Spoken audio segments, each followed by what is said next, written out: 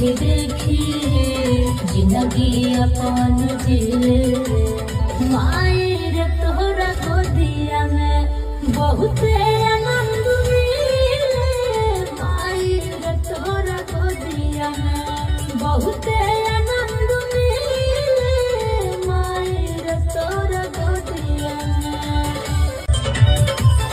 तोरा के देखी देखी जिंदगी अपन जिले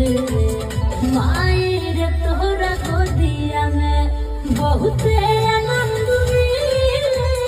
मायर तोहरा गोदिया में बहुत तोरा के देखी देखी जिंदगी अपन जिले